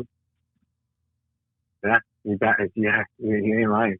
And I just kind of, Well, I didn't want to fit that model, and I don't want to fucking juggle balls and jump through hoops and watch every word that comes out of my mouth and what I do, because then I don't get to be myself. And that's why, Right. I've had sponsorship offers, and I've pretty much refused all of them, not out of spite, not out of anything else. Most of them that I've refused a sponsorship from, I still promote and do almost sponsorship type deals, but I don't know. I always want authenticity, and it's going to be one of the hard things to manage to, keep this podcast up and going, but kind of I'm just going to have to be so selective on sponsorships and everything, because of what I say, what I do, it means something. I want it to be impactful. And just like you guys, that's why you guys are being real. That's why you guys are being truthful. That's why you guys got something a little bit different. It's because you're not trying to pretend to be someone for the purpose of sharing it. You're sharing who you are.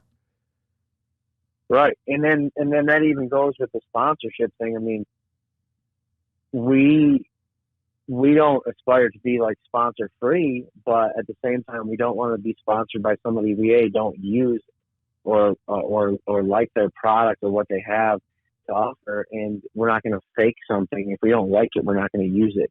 And we're still going to use, like, we got to deal with Easy Cut. And we're friends with these guys. Nico made a relationship with Easy Cut owners when he was a camera guy for Chris Brackett, and he kept that relationship. And now that relationship is working out for us. And I told the owners, I said, "Look, dude, we're looking for sponsors. We want to work with people who we already use their product, and we don't have to lie and pretend like we use their product. And we really love your stuff." And I said, if you tell me no, if you tell me to go kick rocks, tomorrow I'm still going to post something about how I use Easy Cut, because that's probably the worst way to go into like a business meeting trying to get money from somebody. But I'm not going to lie. I'm being honest with you. I'm telling you right now how it is. We're going to use your stuff. We're going to tell people to use your stuff regardless, but maybe we can help each other out. Because, I mean, at the end of the day, this shit costs a ton of money. I mean, what you're doing, what we're doing, you got to somehow get the money back in some way, I guess. Yeah, I mean, there's no doubt. My buddy Nick Mather put together, the boat, the power plant that anybody that's listening to this has probably seen on my Instagram and shit. It's a fucking mothership, most badass bow fishing boat on the East Coast.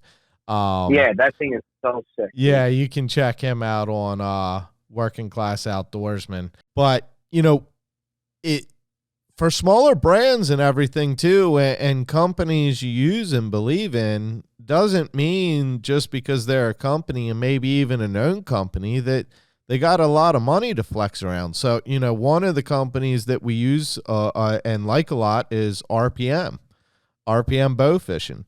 And we kind of said, hey, this is what we're looking to buy. We want to buy 6 bows from you. Where can you help us out? And, kind of expected that he may help us out a little bit more than he did, but we said, what, that's fine. We still want to use your products. Well, just let me know what it's going to cost then. If you can't help us out, that's fine. We're still going to buy your products because we think it's the best.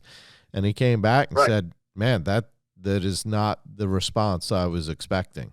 You know, he didn't expect us to buy the product and use it after him saying he couldn't really cut us a deal. And not that he wouldn't cut us a deal because of who we were or whatever. He's a small business. It's the way shit is. Shit's not free. So, you know, he ended up cutting us an even bigger deal than we asked for. So, Awesome. you know, and kind of, you asked me for a camera arm. And I said, you know what? Yeah, I'll give you one. And then you said, that's awesome. Since you're going to give one, I'm going to buy one. I said, well, there's 3 of you, right? Yeah. Well, then I'll give you another. You know? Yeah. And that's all, you know, like small business. And when I say small business, I mean my back pocket. So, you know, and it's, yeah. So, of course, the sponsorship thing, it's a weird line to walk, man. It's like where you got to try to make some money somewhere, and not even to necessarily make money, just to minimize, you know, cost. But it's a fine line between taking that to minimize cost and then tailoring content or kind of pushing a sponsor.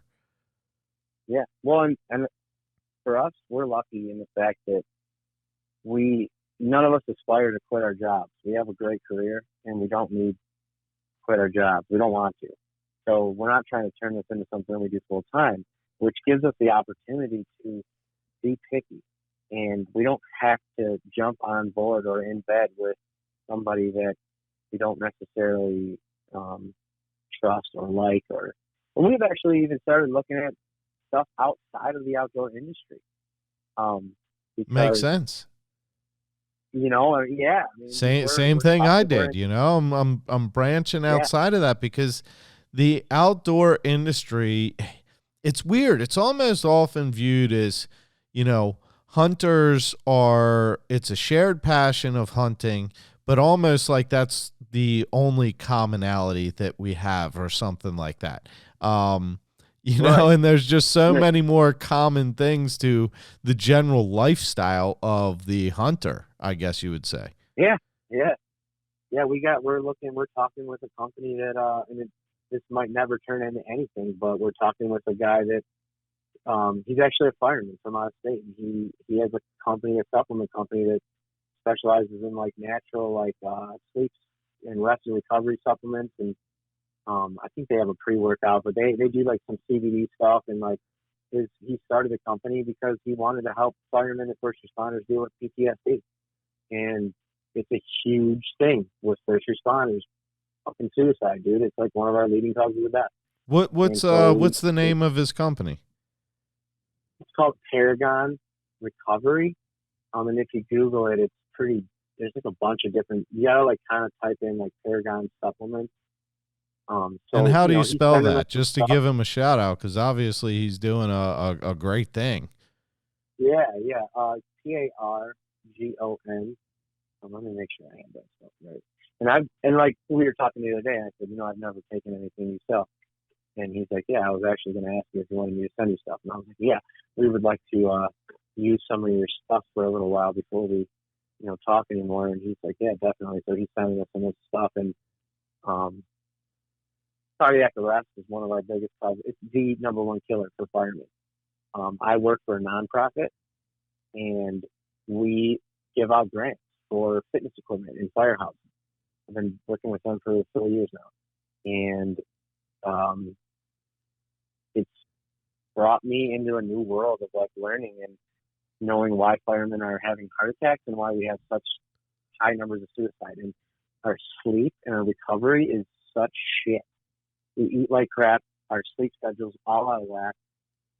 So like, you know, a company like this is something we could, if we do find that we like the product, like, hey, this is something that I could get behind promoting, and we could work out a deal. And that's the kind of stuff we want to, you know, stick to if we're going outside of the fire service, stuff that we're going to actually use and like to promote.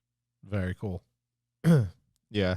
And man. You know, people that maybe everyone can relate to this once they think about it like this, but you know, you figure sleeping and eating, you know, you can function, and yeah, it gets messed up, but once you have that as major an interruption as what you guys have.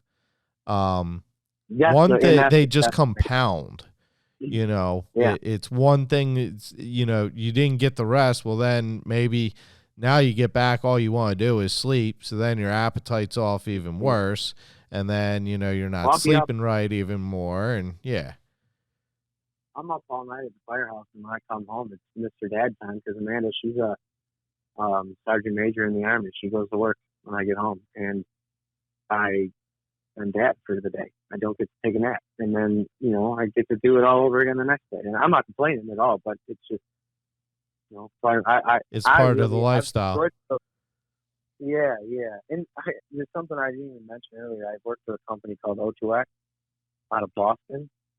One of these days, I know I'll get to do a job in Maryland or around that area. We'll be able to link up. But it's a Navy SEAL that owns the company, and a lot of Navy SEALs work for him. And they found that they get trained to an elite level on how to take care of their bodies. And when they got out of the SEALs, they decided they wanted to give back to first responders and whoever else for that matter. And they started this curriculum. And they go around, they teach fire departments, police departments, the New Jersey Devils, the Blackhawks, the Chicago Blackhawks. I think they're getting a couple NBA teams now. It's a whole class, like a 4 or 5 day class on being better at taking care of yourself, sleep, fitness, eating, all that. So shit like that, there's so much more that ties people together. And let's face it, we all have those same problems. Yeah, and there's no one that can speak to you guys and what your bodies demand and everything else than people that have done something equally as extreme. Oh, dude. The guys that I work with at O2X, man, I sit in the room. Like, my first job, I get told, I'm going to Boston. Okay, you're flying to Boston for 5 days. You're going to teach with Eric Recker. Okay, who's Eric Recker? Eric Recker was a SEAL on SEAL Team 6, and he's a bad motherfucker. That's what the guy said in the email. That's what my boss says. I'm like, wow, that's intimidating. So I went and spent the week with this, like, giant man who I know has probably killed a lot of people, and nicest guy in the world. And the stuff that he taught in that class about it was awesome. It was cool to be able to be a part of that and help out with that class for firemen. And it's awesome that he's bringing that knowledge to share. I mean, and it's cool to see somebody that wants to do that.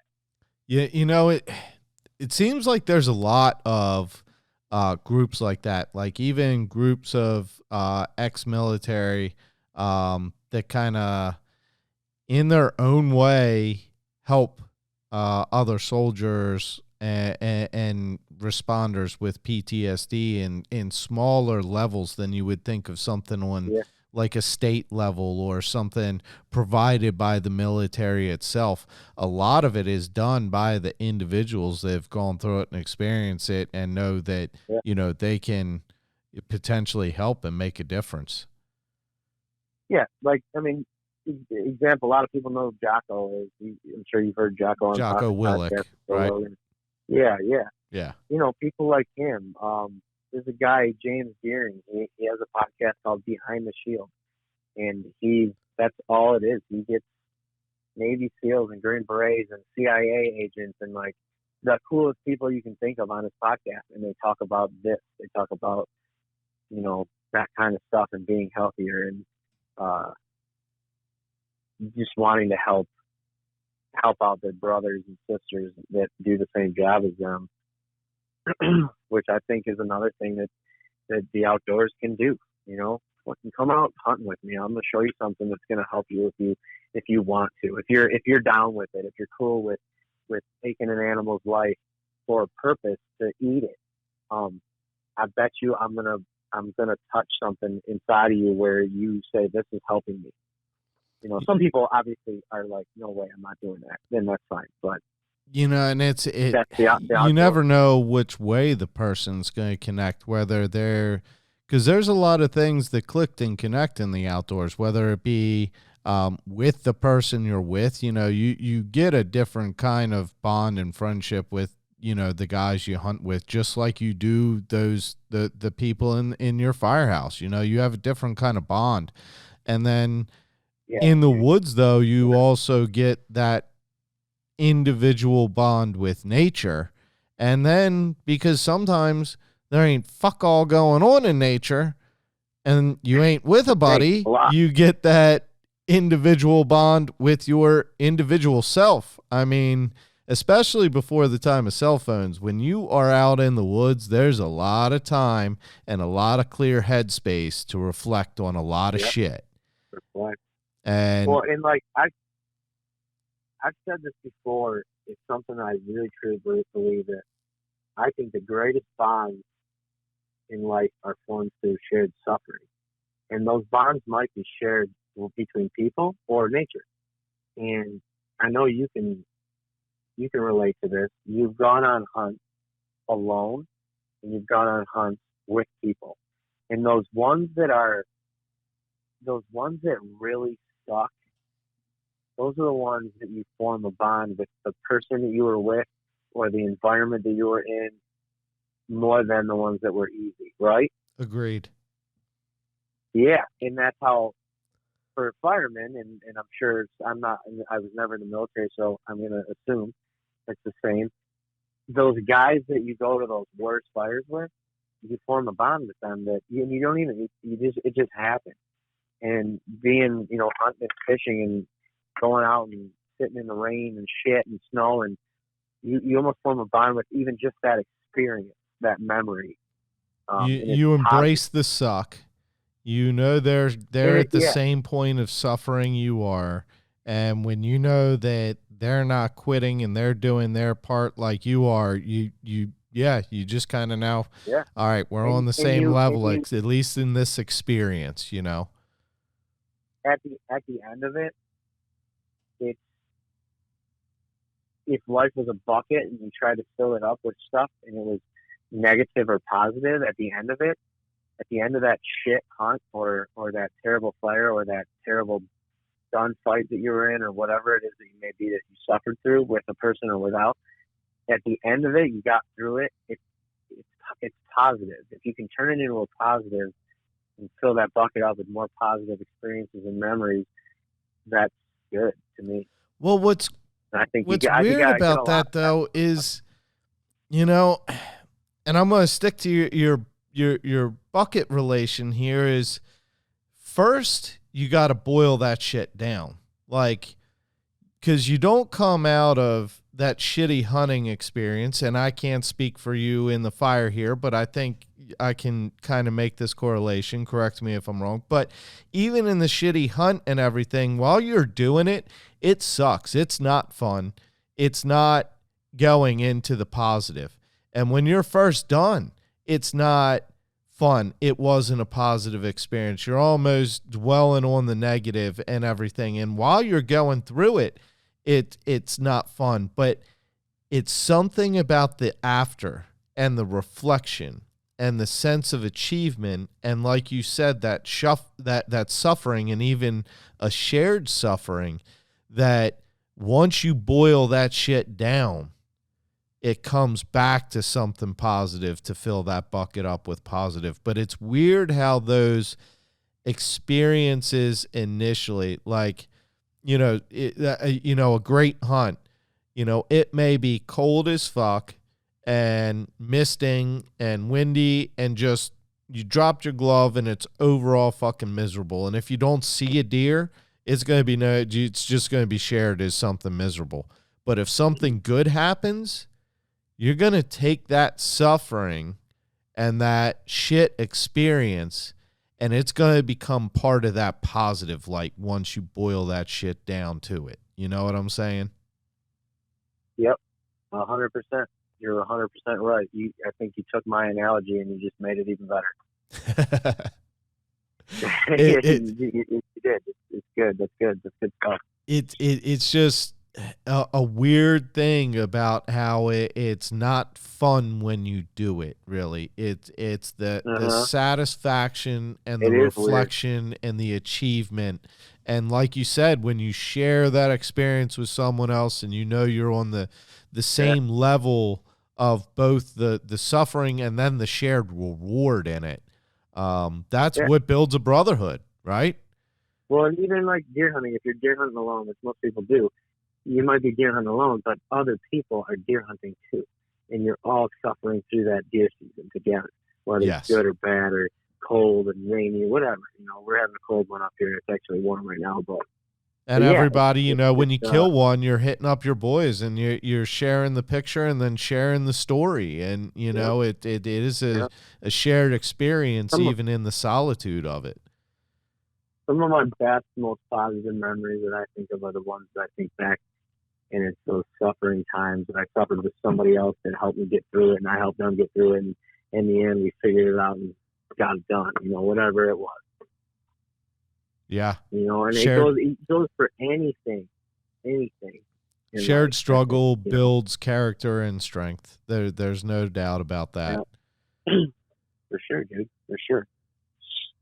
Well. Yeah. And that's like, you know, it's one of the things I love about East Coast, man. They're like, their whole for the greater good thing. And I'll admit it, like me, I'm fucking having fun.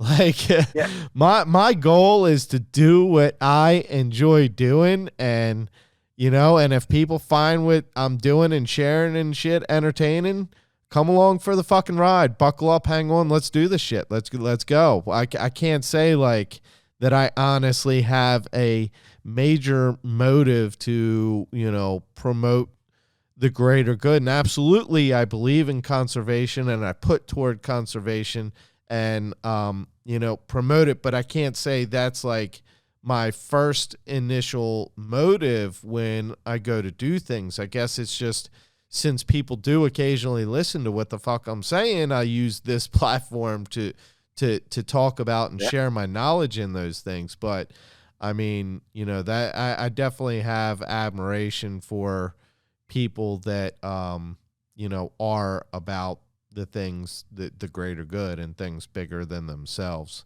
And we're right there with you, dude. We're like, it's the same thing. Like, we are just having fun, sharing shit.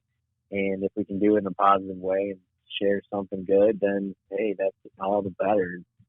You know, and that's exactly why, you know, kind of watching from the outside and just seeing what you guys were doing and kind of knowing a little bit about you before, you know, this thing with carbon ever came up, and before, you know, you had ever approached about a camera arm, you know, I was already enjoying what you guys were doing, and you weren't doing it for, you know, building a following for carbon or anything yet. That didn't exist, you know, so really it was all organic, you know, exactly. It was all organic. And, you know, that's kind of what I connected and vibed with. And then obviously the fact that you guys are crazy fuckers and you call running into burning buildings fun at times. You know, but for real, watching you guys, you know, hunt together and then pick on each other and shit. I love watching kind of how you all have access to the social media accounts and kind of can throw your jabs in here and there and things like that. You know, it keeps it fun. It keeps it fresh. It keeps it entertaining, and it's real shit, you know? We have a blast. We hope it entertains somebody, you know? We always make a joke. We're like, yeah, we for at least like the 4 or 5 people that are paying attention to what we're doing, like I'm paying. That's what I say. You know, just the other day, I put a post about this doe I killed, and it was, you know, not a crazy story, but to me, that's what the hunt's about, the story. And, you know, I shot a doe, but I kind of just went into typing and elaborating it a little bit. And I had somebody say, you know, like, dude, storytelling skills are on point there. And it's like, thanks. Like, I appreciate that, because I don't know if anybody ever takes the time to fucking read the shit, you know, but maybe, like you said, maybe 4 or 5 people are paying attention. Yeah. Nico was at Nico was somewhere recently, and he said this girl came up to him, and there's a waitress, and she said he had a Times Up Outdoors shirt on, and she said, "You know those guys?" He said, "Yeah, I am those guys, and I'm the founder." And she said, "I listened to your podcast with John Eberhart, and that was really good. I loved it." And he was like, "Wow, it really took me back." I was like, "Holy shit, somebody listened to us." That's pretty It's cool, man. probably because it has John Eberhart in the title, and everybody wants to hear what that guy has to say about Deer hunting. Well, that, and she hadn't seen your guys' mustaches yet, so. Yeah, exactly. Yeah, we did record that way before we had the mustache. Well, I mean, you got what you were filming today. Obviously this is in the past in podcast land, but was that what you were filming for Carbon? I saw the fancy shit with the ladder in the background with the light on top. Dude, how fancy is that? Dude, so fucking high class white trash. I love it. We live it, Total. Have you seen the video we put up, the announcement video yet? I have not. I was trying to figure out what the fuck I did to my shit to make sure this is actually recording. When we get off the phone. Word. It's pretty funny. But yeah, no, it's funny. But we had to do today. We were doing just like little fill-in spines on we have a youth. So for our first 6 episodes for Carbon, we'll have a youth deer hunt. I took my girls out, and one of them shot a doe. So that's an episode. So we had to film a couple of spines for that. We're just talking. And then we have a bow fishing episode that we did that we filmed and then thought we filmed like shit, and we weren't going to use it. And then I looked at it one day, and I'm like, whoa, we have an episode here. So we had to film spines for that. So basically, we're just sitting in front of the camera talking about what's going on in the episode. Well, that's awesome. But I can tell you that bow fishing one, it is going to be bullshit compared to what you're going to get when you come out with me and my boys working class down here. We want to come out there, man. Dude, we would love to have you guys down for sure. What's that?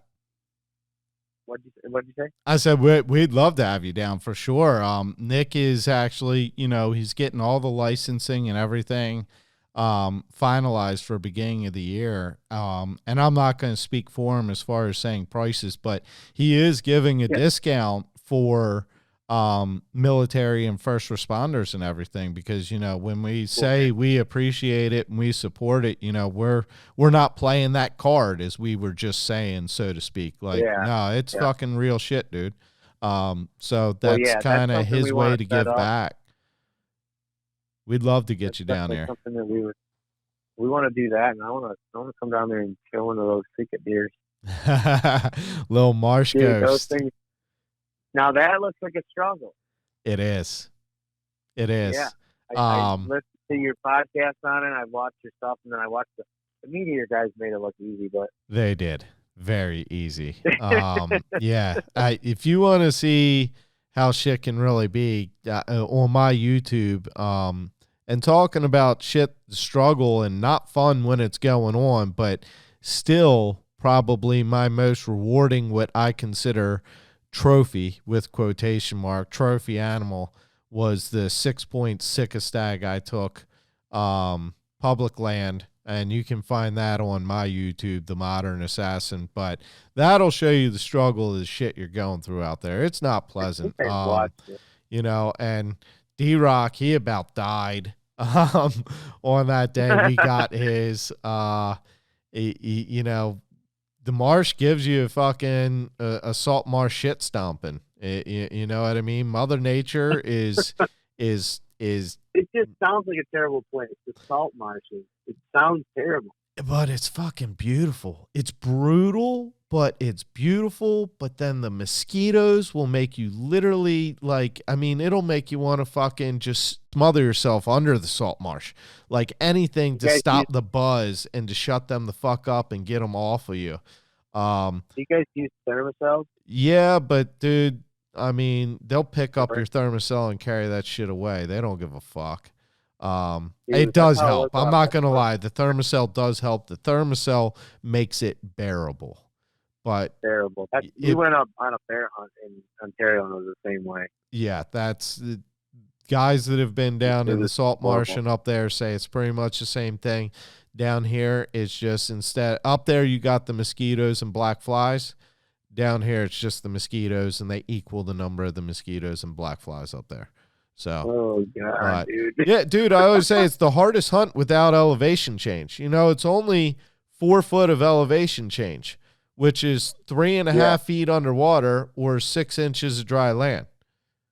So it's, you know, not much. You think of a tough hunt and, you know, an elk hunt and shit and going up and down mountains and elevation and all. No, you're at sea level or under sea level.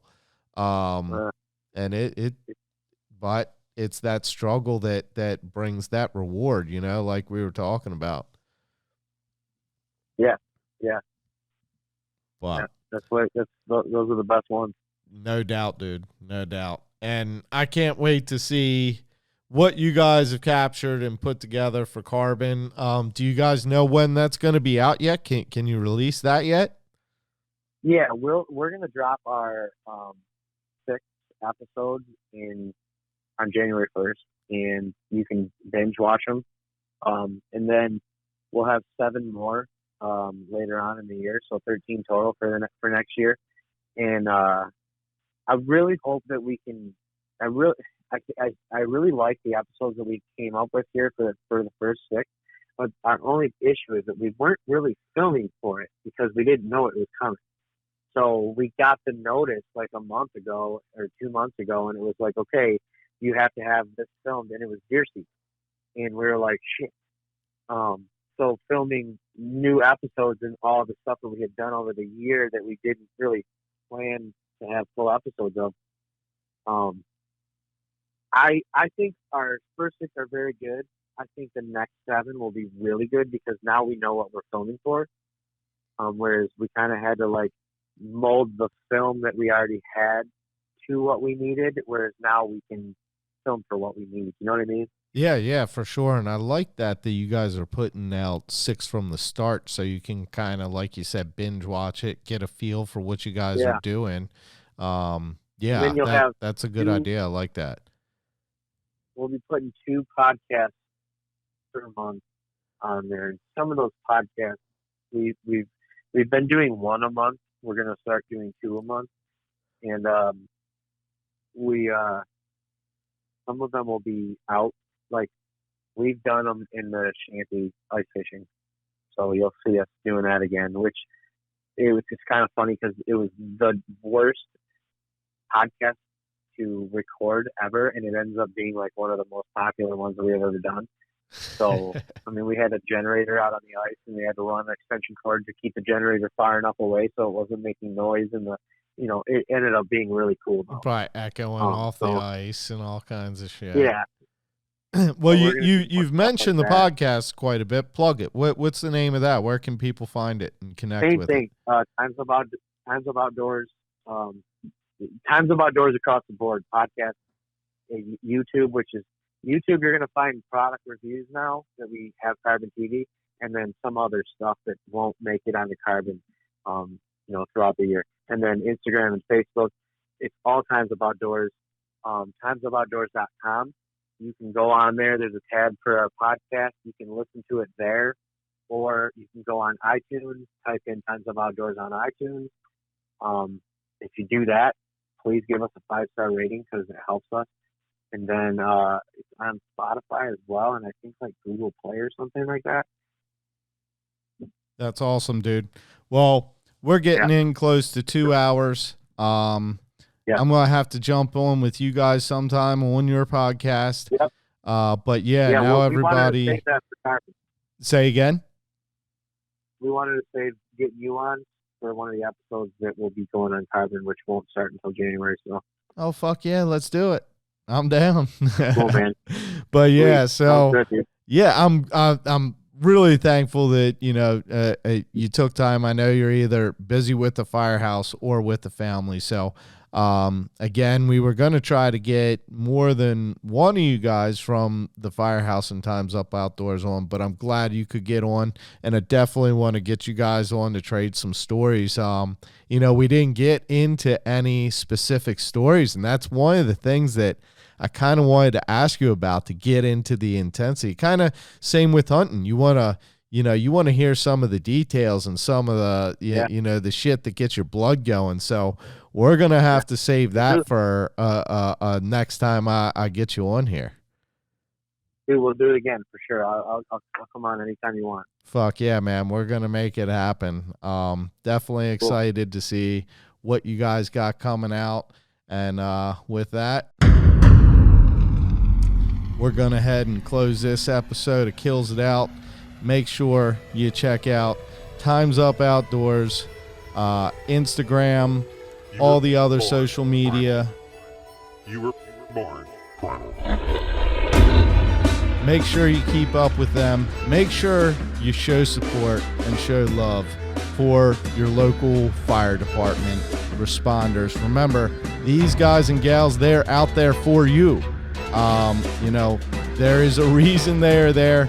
Make sure you show the love, show the support. They are always there. We always support them. Till next time, kills it.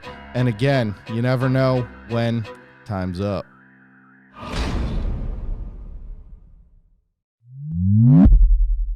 What's up, guys? So we got some big news at Time's Up Outdoors, and we know you're excited to hear about it. But first, we want to show you our new professional studio. Finally made it big, didn't we, John? Hell yeah. Starting January 1st, Season 1 of Time's Up Outdoors will be available for your viewing pleasure on Carbon TV. I guess that kind of makes us professionals, doesn't it? Be sure to download the Carbon TV app so you don't miss out on any of this.